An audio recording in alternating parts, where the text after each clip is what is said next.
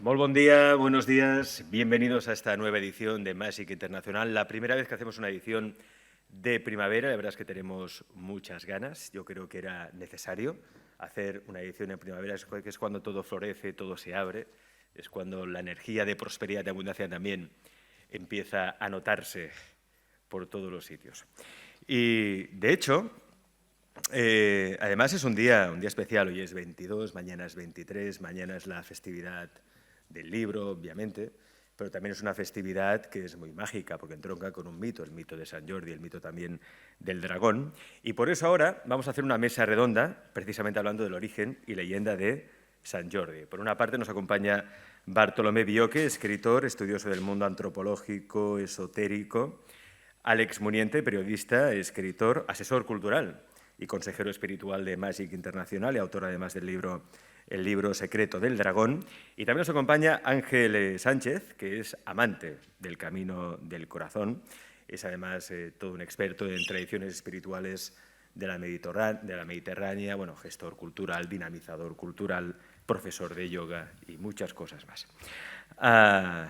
Por eso, ya empieza Magic Internacional. A todos bienvenidos, bienvenidas. Y ahora, por favor, un fuerte aplauso para Bartolomé, Àlex y Ángel. Gracias. Muchas gracias. Ángel, Bartolomé, Àlex, bienvenidos. Muchas gracias. Sí? Tómate, vinga, va. Se suposa que tothom que està aquí coneix, si més no, la leyenda de Sant Jordi, sí? Hi ha algú que no... Bien. La meva aportació avui serà emmarcar, situar el personaje que genera aparentemente el relato, que es Sant Jordi, situarlo porque existió en el siglo III-IV, però abans de començar voldria fer explicar una pequeña anècdota. Fa 3 días el meu nieto, yo fluctúo del catalán al castellano, espero que nadie se moleste ni se ponga nervioso. Mi nieto me enseña un cuento de Sant Jordi y el cuento que proponía, que cómo sería la leyenda si la hubiese explicado el dragón, cómo sería la leyenda si la hubiese explicado la princesa, cómo sería la leyenda si la hubiese explicado el corazón del que brota la lágrima, cómo sería la leyenda si la hubiese explicado la rosa. Bueno, ho deixo ahí. Estem en un moment que, si més no, ens hem adonat que cada uno explica la realidad como le conviene y la realidad que conocemos es la realidad del que gana la guerra, del vencedor, y que hay otra serie de cosas, si més no, en un entorno esotérico, hay toda una serie de cosas que se nos escapan. Imaginaros lo que se nos escapa de la leyenda de Sant Jordi, que ya está escrita y se propaga y se hace campaña electoral para vender libros de Sant Jordi en el siglo V y VI, y sobre todo, ahora entraré una mica en aquest tipus de temas. Sant Jordi, Sant Jorge, es un personaje histórico que existe. Este señor vivió, voy a dar los datos porque luego la gente vivió, parece ser que nace en la Capadocia y se cría en Jerusalén. Si empiezo perdiendo los papeles ya no en ve. Bueno, y mató un dragón, ¿eh? Y mató un dragón, Bueno, lo de matar lo vamos a dejar en stand-by. Hay culturas que sí que creen que debes matar para progresar, hay otras culturas que lo que creen es que debes colaborar, hacerte amigo, convencer para evolucionar. Por lo tanto, es molt interessant aquest mito de Sant Jordi. Aquest senyor, de muy joven, ya es guerrero, además de ser guerrero, es tribuno, con lo cual se le envía a que sea guardia privada de uno de los emperadores. Solo hay uno en aquel momento, todavía no se ha dividido el Imperio Romano. Cuando está de guardia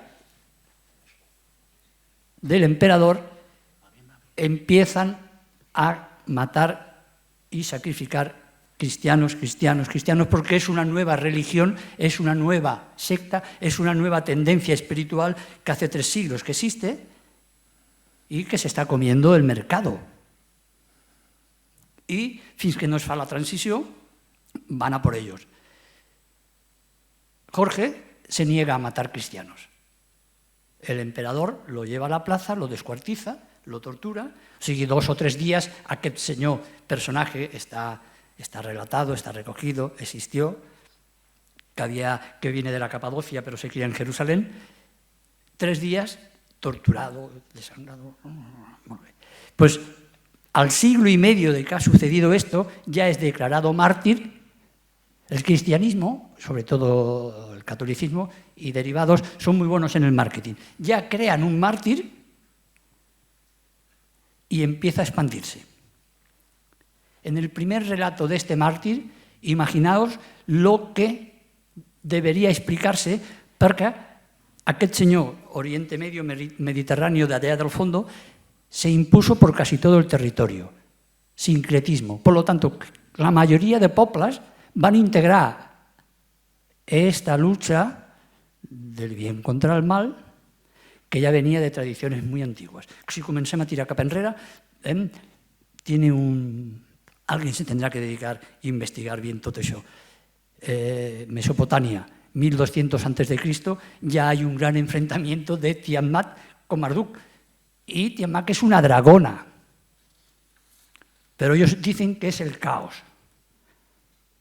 Elohim, que en aquel moment sería al principi el que después da al Marduk, Elohim se enfrenta a Tiamat, el orden triunfa sobre el caos. Eso es la mitología griega. Todos los dioses salen del caos. Cuando Gea o Rea, depende de lo para atrás que queramos tirar. Bueno, siglo III, siglo IV, siglo V. En el siglo IX ya hay un primer redactat en el cual se recoge ya documentos geográficos. Es una tablilla donde se relata la vida de los santos. En esta vida de los santos, que ya empieza a hacer marketing la Iglesia, ya está redactado la primera historia de San Jorge, de Sant Jordi. Aquest senyor, Capadocio, se cría en Jerusalén y acaba donant sentit a los cruzados. Aquest senyor va en caballo, lleva una lanza, se enfrenta a un animal, que es más que una sola cosa. Eso es tradició súper antiga. Y en el siglo XII, XII-XIII, aparece la leyenda áurea. La leyenda áurea la escribe Jacobo de Borancé, que es arzobispo de Génova, y aquí ya está recogido lo que luego dará sentido a todo el santoral cristiano, día santo, con lo cual ya nos han explicado la realidad. Este santo hizo esto, iba de este palo, y así hay que verlo y creerlo. Y luego, para rematarlo, la Iglesia Católica tiene unos especialistas que son los jesuitas. Y los jesuitas fan el último redactado de qué es lo que debemos pensar, creer e imaginar del mito de San Jorge, de Sant Jordi. Se editan libros, se copian, se extienden por toda Europa y no sabemos cómo, pero Sant Jordi es el patrón de Inglaterra, de Moldavia, de Armenia, no entraré aquí. Perquè aquí hi ha un punt molt important, que és hi ha un moment en què la Iglesia Catòlica protestante se separa del Imperio de Bizancio, y en esta separación el centro espiritual de los bizantinos lo sitúan en Rusia, Moscú, con lo qual aquí potser també hi ha tota una sèrie de petites coses que en aquest moment són molt actuals, que també s'està barallant aquesta proposta d'un mito o una leyenda que cuesta de entender la parte esotérica de las cosas de hace cientos de años. Parece ser que si se extendió de esta manera, que tanto al nord d'Europa com a la part del sur del Mediterrani hi ha Sant Jordi de patrón, vol dir que alguna cosa hi hauria en aquell territori que van poder integrar en la leyenda y les fue útil. Si no, no hubiese perdurado tanto. Aleshores, jo ho deixaria ja aquí, que em sembla que m'estic extendiendo, i faria com una reflexió. Caldria llegir, mirar, fer un esforç per entendre, con todo lo que se sabe en el siglo XXI, qué hay, qué nos quiere decir, qué nos propone ese dragón. ¿Qué sería el dragón hoy en día? ¿Y la princesa? ¿Tendría algo que ver la princesa con el feminismo? Porque la mayoría de leyendas que yo he podido recopilar, la princesa se enfrenta al padre. El padre no quiere que vaya a que se lo coma el dragón. La princesa se enfrenta al padre. Feminismo, patriarcado, no. Me ha tocat, soc una, igual que la resta de gent del poble, i voy. Y al asumir que va, se le aparece el guerrero. Oh, parte masculina. No sé, podíem fer una lectura de qué pasa cuando yo toco el corazón con la lanza y cae una gota, y de esa gota sale una flor y sale la poesía. Podíem, amb les coses que sabem avui en dia, fer un nuevo relato. Y aquí lo entronco con el nieto que me dice, ¿cómo explicaría el drac? ¿Cómo explicaría la princesa? Sabemos cómo lo ha explicado la Iglesia Católica, que ha conseguido que en todo el mundo el día 23 se comercialicen libros y rosas, que està molt bé. El president del govern ahir va comercialitzar armes, hablando de paz. Vull dir, està molt bé que se vendan libros y rosas i que és fàcil per tot el món. Però potser també podríem fer rascar una mica a veure què és el dragón que llenaba al pueblo de una pestilencia que se moría todo el mundo.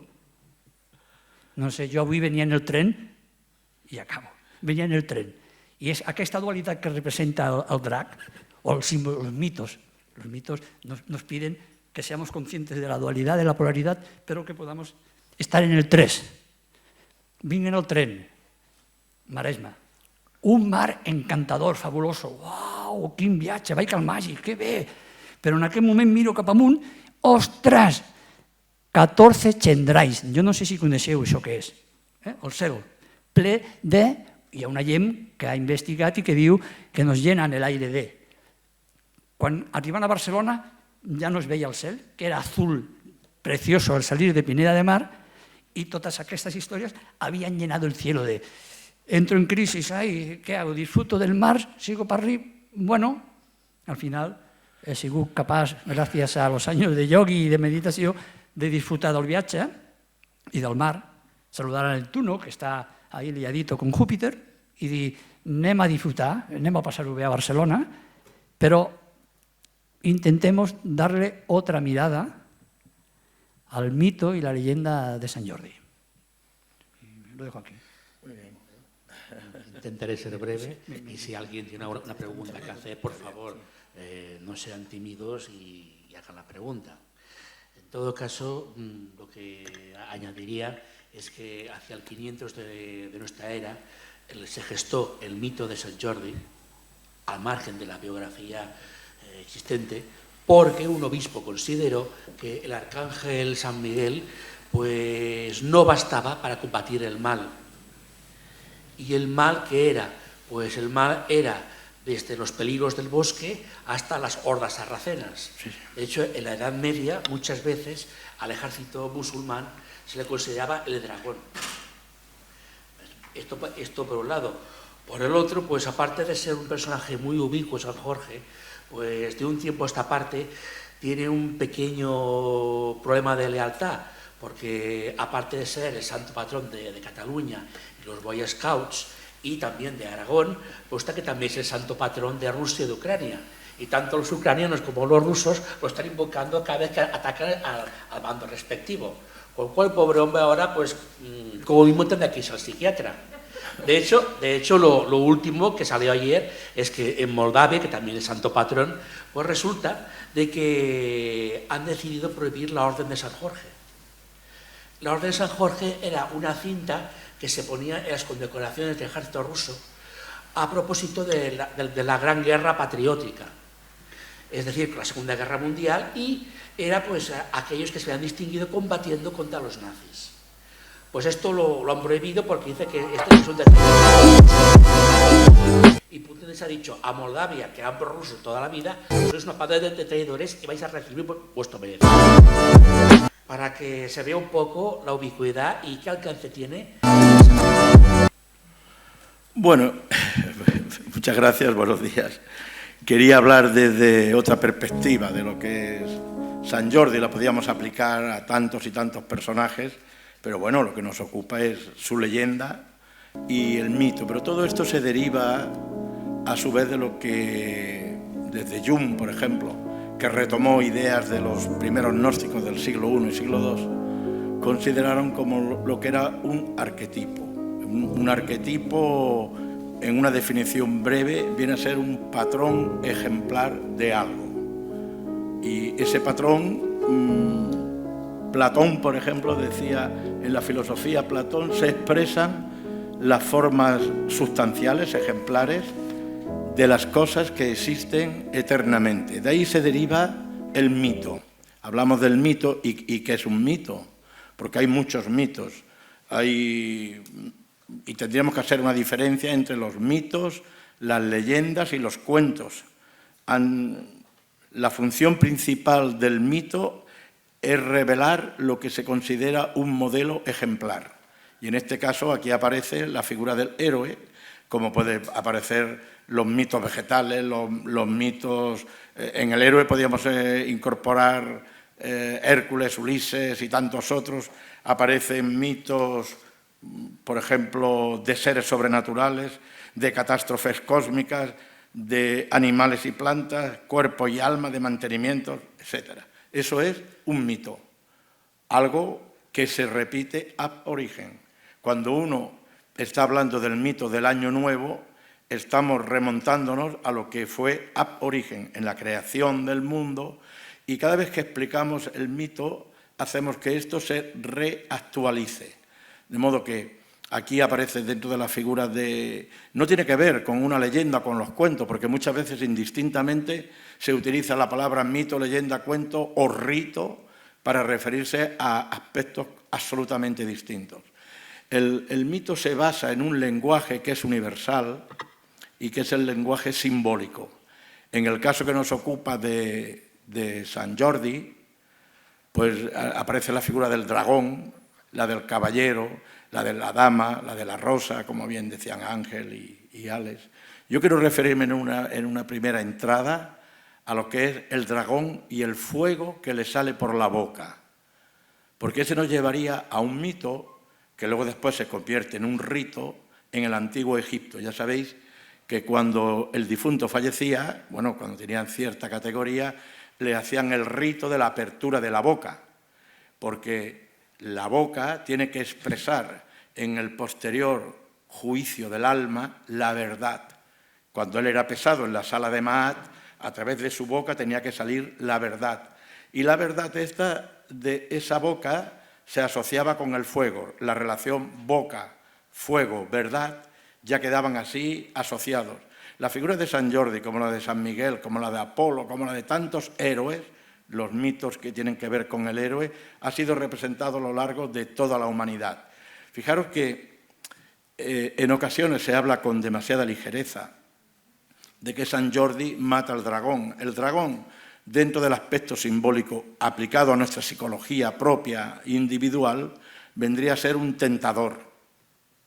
Nosotros, para ascender dentro de una escala espiritual en la que vamos a encontrar en cada escalón niveles de ser cada vez más elevados, necesitamos unas pruebas para superarlas y ascender al siguiente escalón, y así sucesivamente.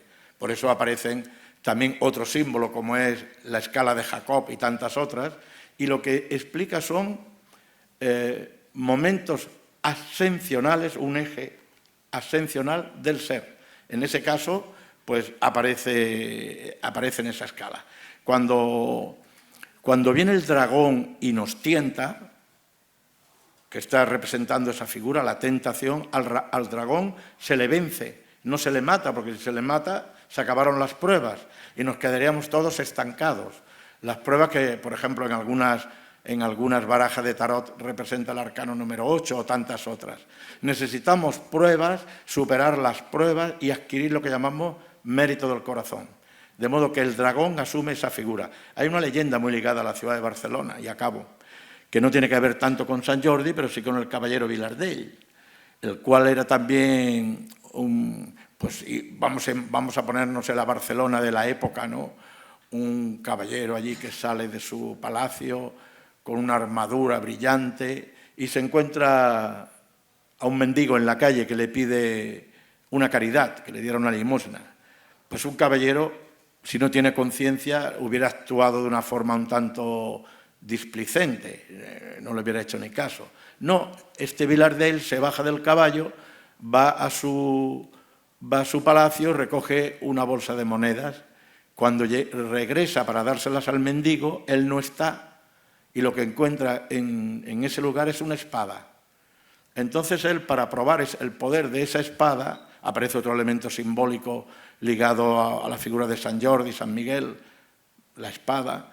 Él se va aquí a los Matagalls y pega un golpe en esos montes para probar si la espada resistía y los separa, Y entonces se da cuenta de que realmente tiene mucho poder.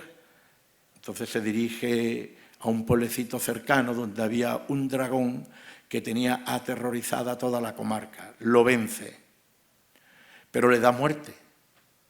Y al darle muerte, él, poseído de ese orgullo, porque lo he vencido, lanza la espada al aire y le caen unas gotas de la sangre del dragón en su piel, y esa le causaría posteriormente la muerte. Si han leído los Edda o escuchan la música clásica, por ejemplo, de Wagner, cuando se refiere al oro del Rin, o leen los Eddas germánicos, el vencedor de dragones en esa epopeya es Sigfrido, y también le ocurre igual, cuando él vence al dragón, escucha el lenguaje de los pájaros, es decir, se le abre, todas las facultades internas entran en actividad. Si enfocamos nosotros el mito de Sant Jordi desde un aspecto psicológico, veremos que somos continuamente tentados por el dragón y que si superamos esas pruebas, nuestro ascenso espiritual iría ligado con el despertar de esas facultades. Esa sería una etapa del trabajo. El dragón, creo que Alex ha traído aquí una maravillosa colección de fotografías, ha sido representada en todas las culturas, desde la China al Mediterráneo, como decía nuestro querido Ángel, está representado porque es siempre un tentador, no solamente el dragón en el aspecto masculino. Acabo, en Santa Margarita los Monjos es una dragona, porque a Santa Margarita se decía que había una dragona que tenía aterrorizada a toda la población. Entonces, ¿qué hizo Santa Margarita? Se hizo devorar por ella, y cuando ya estaba en el vientre de la dragona hizo la señal de la cruz, y esta pues reventó y le dio muerte de esa manera, ¿no? Así, por eso Santa Margarita es la patrona de los nacimientos. Los distintos aspectos del mito los podemos enfocar a nivel simbólico desde el arte, desde la literatura, o también desde un aspecto propio, psicológico, como crecimiento interior. Mira, tan solo como corolario que me decías, hablabas antes de Jung y demás, él consideraba el tema del dragón como en alemán, la Drakenkampf, es decir, la lucha contra el dragón. Sí. Y bueno, ¿y quién era el dragón para él o para nosotros? Pues literalmente el dragón era lo malo, lo peor que pueda haber dentro de nosotros. O sea, luchar contra el dragón, acabar con él o sencillamente dominarlo, quiere decir pues dominar nuestros vicios, nuestras pasiones, nuestros peores pensamientos. Es algo muy más simple. Y otra cosa, como curiosidad, yo os paso el balón. ¿Os habéis fijado de que a lo mejor tanto San Miguel como San Jorge pues se confunde mucho la forma con que usan el instrumento asesino del dragón? ¿Qué diferencia hay entre uno y otro? Pues bueno, San Jorge usa una lanza, con la punta de plata. En cambio, San Miguel usa una espada llameante. Que a veces se va a enfadar conmigo de que me hacía una espada láser, pero no, es espada llameante. Bueno, la diferencia de espada y lanza también... Bueno, siglo XXI. A un Petit no le hables de espadas, háblale de la láser. Nos guste o no nos guste. Pero el símbolo a lo que a mí me invita es a cambiar la mirada. ¿Por qué no? Y sobre todo porque estoy convençut de que lo que nos han contado tiene como mínimo el 51% de mentira. No me creo en absoluto todo lo que haya escrito, porque sobre todo aquí, al Mediterrani, lo escribió la Iglesia Catòlica Apostólica Cristiana. És la que va escriure tot. Aleshores, es més, siglo XII, XIII, quien empieza a hacer dibujitos súper bonitos en las Biblias y al lado de los santos, que son los libros que corren por toda Europa, ells. Aleshores, nuestro cerebro, nuestra cosmovisió està molt manipulada, per això Jung, Freud, tot aquest tipus de gent van fer molta feina, y otros. Nos tienta, sí, pero ¿qué es la tentación? Ahora me va a salir la basán sociopolítica. ¿Capitalismo? ¿Consumismo? ¿De saquear a la madre, saquear al planeta Tierra? ¿Eso es permanentemente la tentación? ¿Puedes vivir más cómodo? ¿Puedes ser más rápido? ¿Puedes estar más conectado? Pues a lo millor cal una reflexió de què representa hoy en día el drac, el dragón o dragona, porque para nuestra mitología, que es el padre y la madre del judeocristianismo, que es la griega, y los que había antes que ellos, ostras, el dragón y la dragona era un titán, y el héroe es una de las funciones o los desarrollos de la especie humana para ser possiblement més espiritual o més humano o seguir siendo salvaje. Aleshores, qualsevol relat que parli de héroes nos remite a lo mismo. Alguien que tiene que vencer tentaciones, oscuridad, la luz y las sombras. Es igual. Cuanto más antiguo sea, ya existían. Ya he dicho, los tracios, siglo 2000 años antes de Cristo, hay un friso en la parte sur de Rumanía, no de Bulgaria tocan a Grecia. Hay un friso en que ya sur descubrieron un antiguo santuario molt a prop de Pepericón, que es donde descubrieron que estaba el templo de Dionisio, que aquí també hay dos visiones de la vida, Apolo y Dionisio, Nietzsche, a quien le interese el tema que pues allá van a descubrir un friso donde ya sale un personaje en caballo que quiere vencer a un animal. El animal de aquella zona es un jabalí, con unos cuernos. Es un animal que en la seva tradició significava lo que en otros países o en otros entornos significaba otra bestia. Ya surt un personatge con una lanza que tiene que vencer al jabalí y redera surt su gran dios con el hacha de doble filo, el dios de los tracios. Com dient, pues a lo millor, si vols arribar a ser a imagen y semejanza, a lo millor tenim que vèncer, tenim que enfrentarnos, tenemos que hacernos coleguillas y echarles el lazo que le echa la princesa al cuello del dragón, que eso es común a todas las tradicions, con un lazo al coll del drac y te lo llevas de paseo, que te cuente historias de los titanes y antiguas, poesía y rosas, amor y literatura. Son dos cosas molt particulars de la especie humana. Hay pocos que també suposo que poden fer animals. El lobo cuando aúlla posiblemente está haciendo poesía. Nosotros sí que podemos escribir, podemos hacer poesía, podemos relatar, podemos ser humanos. Pero el dragón nos tiene a la planeta Tierra como lo tiene. Yo no voy a hablar ahora de la basante ecológica y todo eso. Déjame que hable de otro aspecto del mito, sí, me callo, porque si no, no sé, lo podemos derivar a temas... Me parecen de actualidad, muy de actualidad. Los mitos se reactualizan. La mayoría de los mitos, vamos a pensar en otras épocas pasadas, en el que era la transmisión verbal la que hacía que los mitos fueran pasando de distintas épocas y de generación en generación. Hay en nosotros ahora mismo, en el mundo arquetípico, que en forma de imagen, que nos hemos formado de Sant Jordi, la más clásica, aparece el caballero, ya hemos hablado del caballero, del dragón, de la dama y de la rosa. ¿Y qué simboliza y qué puede simbolizar todo eso? Porque el símbolo tiene una capacidad de penetración a todos los niveles, físico, intelectual, mental, emocional, etcétera, etcétera, que no necesita explicarse. Es la grandeza que tienen los símbolos y además son inagotables por naturaleza. Si un símbolo se agotara, dejaría de ser tal. Y cuando nosotros vemos una imagen, igual que cuando vemos una imagen de 5 puntas o X, en nuestro interior ya se produce una respuesta. ¿Y qué simboliza la princesa sino el alma divina?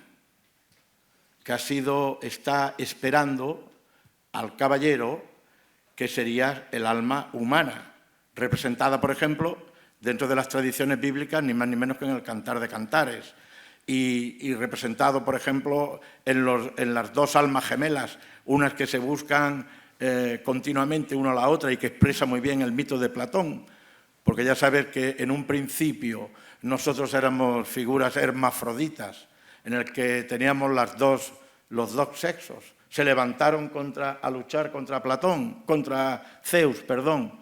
Pierden aquella guerra y Zeus, guiado por sus asesores, saca la espada y los divide en 2 mitades. Con la parte que le sobra se las ata en lo que sería hoy nuestro ombligo y coge una parte de aquella unidad indivisible y una la deja en Boston y la otra la manda a California.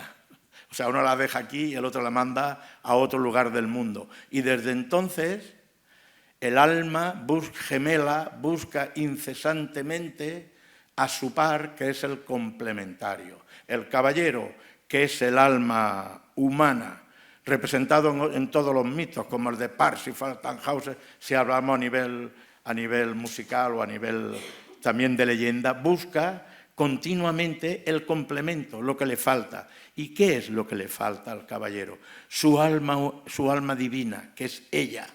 Y en el momento que los dos se encuentran, lo masculino y lo femenino, el alma divina y el alma humana, florece la rosa.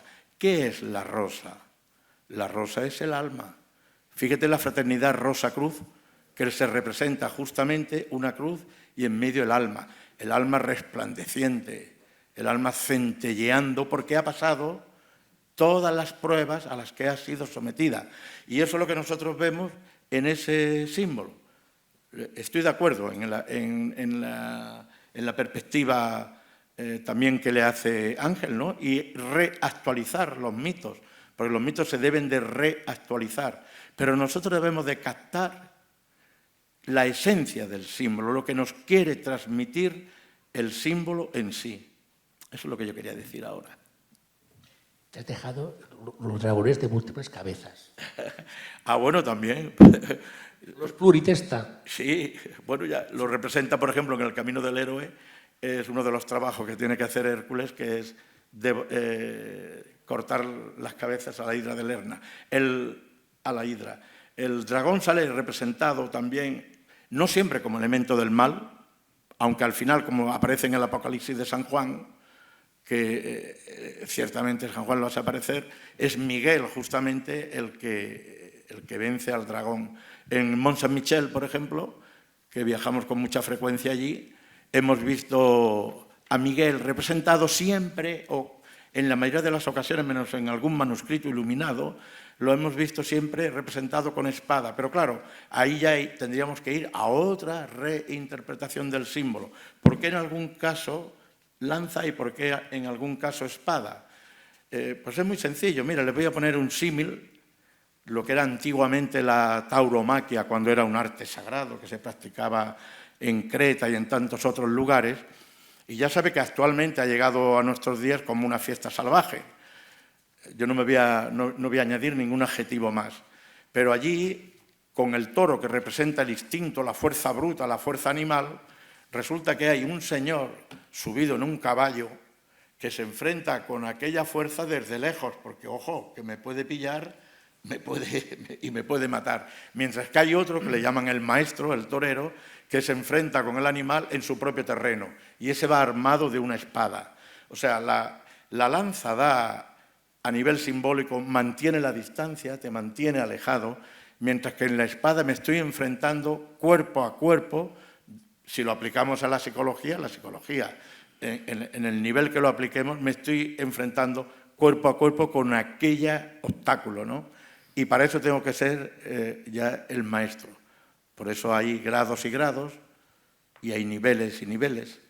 En esa cruz que yo simbólicamente he dibujado, hay un palo, que es el horizontal, donde está la personalidad, nacer, crecer, desarrollarse, morir, nacer, crecer, desarrollarse, morir. En el palo vertical, que va desde la tierra al cielo, solamente hay niveles de ser.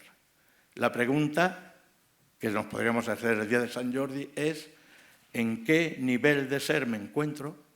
¿Qué hay en mi corazón? ¿Qué he entendido de este mito de Sant Jordi? ¿Qué de cercano está mi alma divina y mi alma humana? Dice la unión, lo expresa muy bien Cantar de Cantares, yo les recomiendo porque es un canto maravilloso, y viene a expresar allí, en unos versos sublimes, lo que son la unión de dos naturalezas, dos signos, dos opuestos. Cómo se concilian estos dos. Los alquimistas decían el mercurio y el azufre, tenía que resultar la sal. Jung decía la unión del fuego y el agua, la coincidencia en la oposición. En el rito católico cogen ahora en Semana Santa, cuando se celebra el domingo, coge el sacerdote el cirio encendido, lo pasea por la iglesia y luego lo introduce en la pila bautismal. La unión de dos elementos distintos, el agua y el fuego, que parecen irreconciliables y al final se unen. Bueno, uno de los dibujos, una de las imágenes, es precisamente una descripción del proceso alquímico. Hacer la Magnum Opus, el primer método, que es un cuadro del Renacimiento. Es toda una alegoría, no sé, a ver si... Maravilloso. Ay. Pues no quiere, el dragón no quiere salir. Ahora, es muy clásico. Sí, de Gubbio. Pues en fin, esta imagen es una de las muchas alegorías que en el Renacimiento, en el 480, se hicieron sobre cómo era el proceso alquímico y por qué el uso de la lanza atravesando la garganta, que significa las esferas de las alas, por qué la princesa está afuera y maquillada y bien vestida, y por qué la cueva está a un lado perdida. La cueva es un símbolo del horno, el atanor. Es decir, que para hacer la gran obra hay que sacar del horno, hay que sacar el pastel primero. O sea, que se tenga esto en cuenta. Bueno, yo creo que lo más, si te parece... Yo creo que ya podríamos dar paso muy bien. a preguntas del público. Si lo deseáis, ya sabéis, alzáis la mano y Raúl Sacrés, nuestro azafato, os pasará el micrófono. Yo una pregunta solo. ¿Tiene algo que ver el mito de Sant Jordi con los reptilianos? Pregunta para el exmuriente. Pues no exactamente. A ver, si vamos al principio de toda historia bíblica, pues resulta de que, a ver, el mal, el enemigo, el Amalek, era una serpiente según la Biblia. Si lo leemos la Torá, hasta que no, tenía brazos y piernas. Eso es lo que el Poder Supremo decide quitárselos. Si vamos a Marduk y Tiamat, efectivamente la dragona tenía pinta reptiliana. De hecho, todas las deidades, incluso los Anunnakis, todos tenían pinta reptiliana. Que es un residuo de estos tiempos que, en fin, ha trascendido hasta la actualidad. No te voy a decir yo que no. Sí, lo que pasa es que la serpiente, que muchas veces la tradición cristiana ha querido asociar necesariamente con el mal, en ese pasaje que se refiere, yo les quiero hacer que se imaginen lo que es el momento. ¿A quién se dirige la serpiente? Se dirige a la mujer. ¿Por qué? Porque existe lo que llamamos un lenguaje de serpiente, un lenguaje simbólico, en el cual, que estaríamos hablando de hermetismo, la única que puede escuchar, porque tiene la sabiduría, e interpretar lo que la serpiente le está diciendo, es ella. Si os acordáis, en una película de Harry Potter, y sale la serpiente y Harry Potter sabe lo que le está diciendo. ¿Sabéis?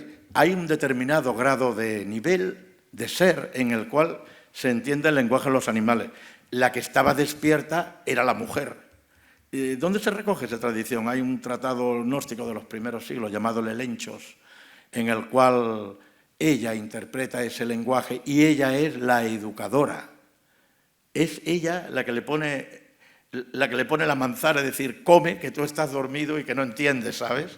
Es ella la que realmente sabe. De modo que no siempre se debe de asociar la serpiente con el mal.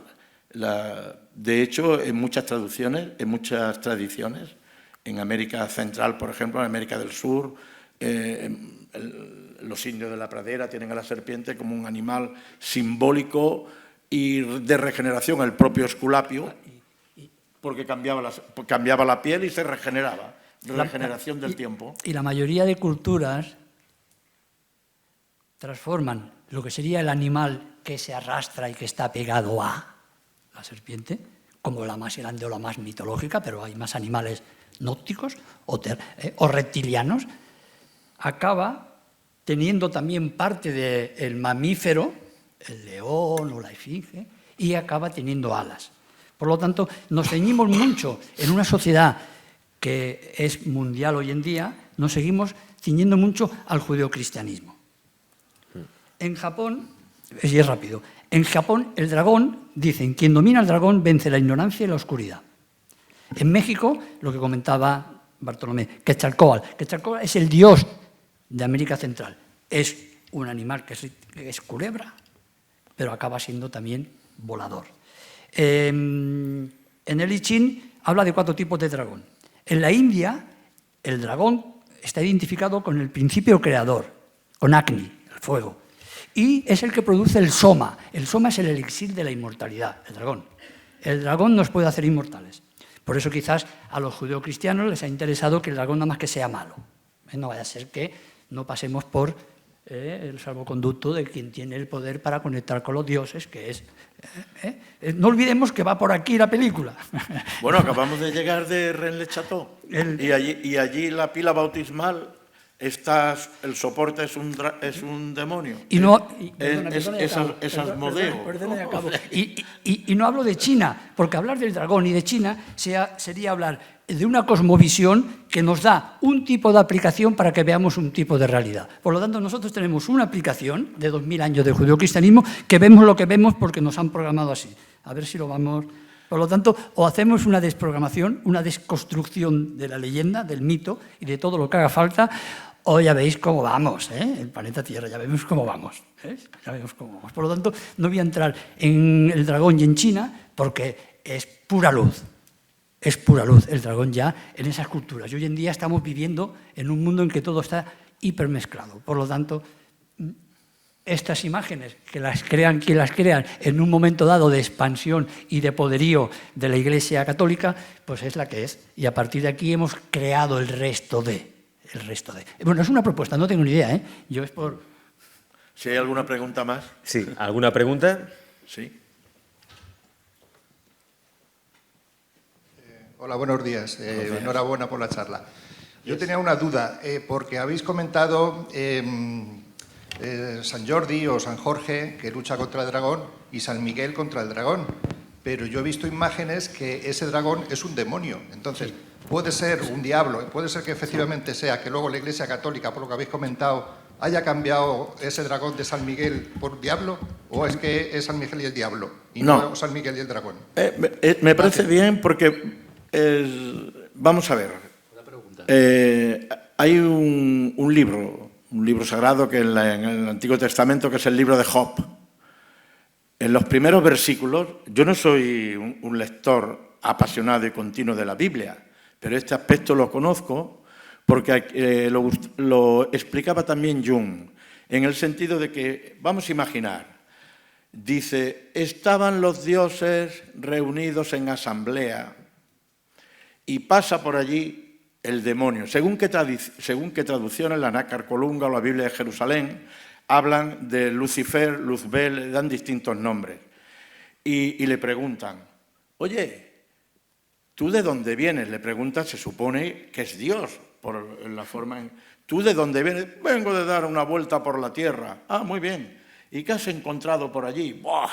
He armado un follón aquí, en el otro, en el otro, en el otro. Pero hay un hombre llamado Job, que ese permanece, digamos, fiel, ¿no? Y le dice, tú déjamelo un tiempo que yo lo moveré y veremos a ver. Mira, la cuestión que quiero explicar, a ver si he interpretado su pregunta, es ¿qué hace ese demonio, ese Satán que quiere explicar la Iglesia Católica en una reunión de ángeles? Porque si él estaba admitido en esa reunión es que era un ángel también. Luego entonces no estaba caído. Entonces ya tendríamos que explicar la diferencia que hay entre el Lucifer, luz, hacedor de luz, y el demonio, el Satán negro. De modo que, por eso en ocasiones cuando se habla del término, por eso vamos a los símbolos, porque son duales en su manifestación.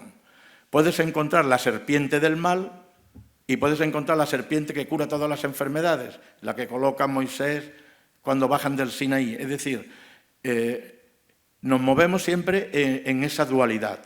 El Buda decía, que paren la rueda que me quiero bajar, porque no quería estar siempre dando vueltas continuamente en la rueda. Los cátaros del cual acabamos de llegar de allí, aún estamos impregnados de los lugares, ellos decían, ¿para qué estar siempre metidos en la rueda de muertes y nacimientos? Yo antes lo he intentado simbolizar brevemente en lo que era el palo horizontal de la cruz. ¿Para qué estar metidos siempre en ruedas y nacimientos? Existe una tercera vía. Esa tercera vía sería la sal de la sabiduría, pero fíjense en ocasiones qué contrasentido dentro de las grandes formaciones religiosas. Por ejemplo, en el rito del bautismo, la Iglesia Católica actualmente ya no le pone la sal en la lengua a los niños.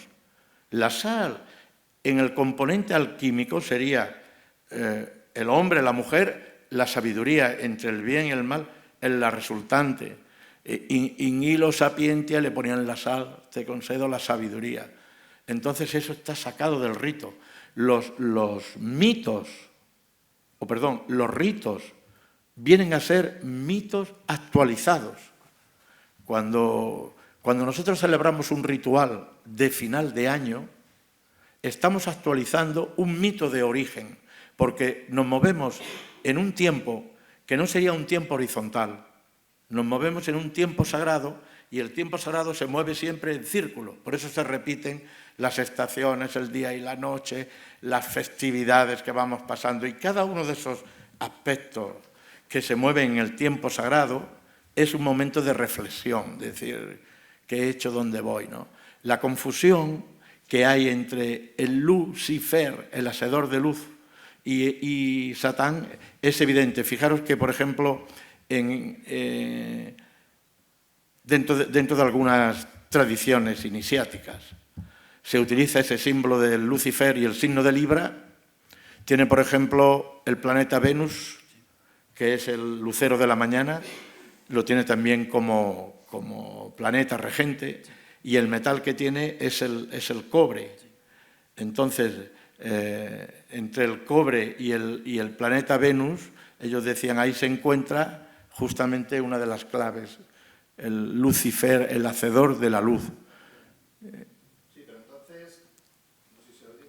¿Sí? Sí, pero entonces la imagen que yo tengo asociada a la Arcángel Miguel es contra un diablo, no contra un dragón. No, es contra el dragón generalmente. Está más representada... ¿Pero por qué? Es contra el mal. Contra el mal. Es un sinónimo, Pero nada más. Se cambió entonces, se cambió del La mito. Iglesia lo borró. La Iglesia y Católica corrigió. quitó el dragón y puso al diablo porque le Exactamente. convenía que fuera un diablo. Ya está. Por su ideología. En la iconografía que hay, es que Ángel comentó al principio de su intervención, hay un personaje que es Santiago de la Vorágine, que hace la leyenda dorada, que tiene dos tomos, la leyenda áurea, y entonces dentro de los atributos de cada uno de estos santos aparece, por ejemplo, la de Miguel, y él da una descripción, ¿sabes? Y a partir de ese instante los artistas desde el Renacimiento o época, ya lo empiezan a representar con el demonio y verán la mayoría. Ahora, si por ejemplo, bueno, a ver, nosotros vamos a la parte de algunos, Bretaña, ya lo verás de otra manera. Disculpa, algunos. En estos viajes que uno hace, iba a sitios maravillosos, en Bulgaria, en uno de los sitios que estuve, es un pueblecito que hay un concurso cotidiano de dibujos de Sant Jordi, que el pueblo lo hace, las señoras y los señores. Pues allí la mayoría, no había ningún Sant Jordi que tuviese un diablo en los pies. Cualquier otro tipo de cosa que os podáis imaginar, pero no tenían. Eso es la Iglesia católica, que le sirve para que tú lo tengas claro, que eso es el mal. Bueno, que si no se adaptaban a esas normas, los artistas no trabajaban. Sí. Ya sabéis que en muchas ocasiones para la representación del arte sacro, incluso desde Miguel Ángel al propio Leonardo, estamos hablando de... Según lo que digas, sales en la televisión. Dejaban. Y según lo que digas, te digo negacionista y no sales en ningún sitio. Claro. Es que no está tan lejos. Así es. Por eso está hecho un código para que la Iglesia no diga nada. Bartolomé Bioque, Alex Muniente, Ángel Sánchez, gracias por estar en Másica Internacional. A vosotros, muchas gracias.